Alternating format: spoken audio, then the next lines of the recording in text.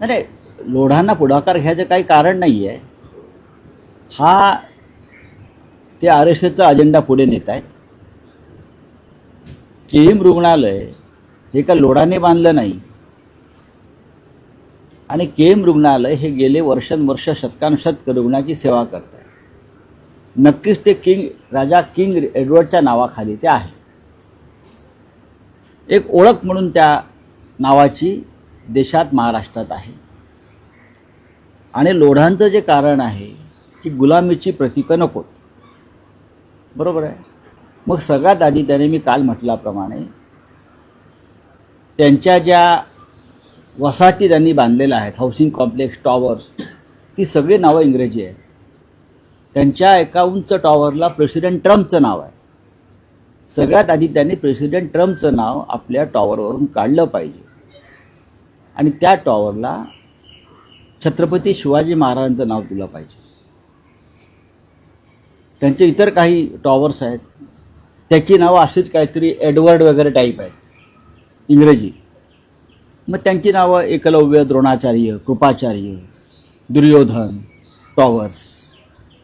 महाभारतातली जी पात्र आहेत, Draupadi towers, Shakuni towers, Vidur towers, Parshuram towers, Shriram towers, जे डोंबिवलीत ते काय पालवा आहे ना, पलावा आहे, त्याला दुर्योधन कॉम्प्लेक्स म्हणा. महाभारतातलं पात्र आहे.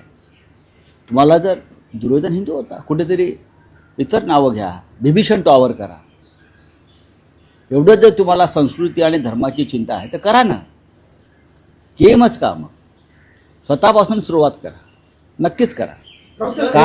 काल शिवसेनेने त्या संदर्भात आंदोलन केलं. आपण पाहिलं असेल, शिवसेनेचे स्थानिक आमदार अजय चौधरी, इतर आमचे नगरसेवक, माजी महापौर, सगळ्यांनी तिकडे आंदोलन केलेलं आहे त्यासाठी. त्याला काही कारणं आहेत ना. ट्रम्प टॉवरचं नाव ज्या दिवशी ते बदलून छत्रपती शिवाजी महाराज करतील, किंवा त्यांच्या इतर सगळ्या टॉवरची नावं जी इंग्रजी आहेत, गुलामीची प्रतीक आहेत, ती बदलून मी सांगितली त्याप्रमाणे दुर्योधन, शकुनी, बरं का, वगैरे वगैरे करतील, तर तेव्हा आम्ही साधारण त्याच्यावरती विचार करू. एकनाथ शिंदेच्या पक्षाचं विलिनीकरण होईल असं म्हटलं जात असताना त्यांच्याच पक्षामध्ये प्रहारचं विलिनीकरण होतं. मला माहिती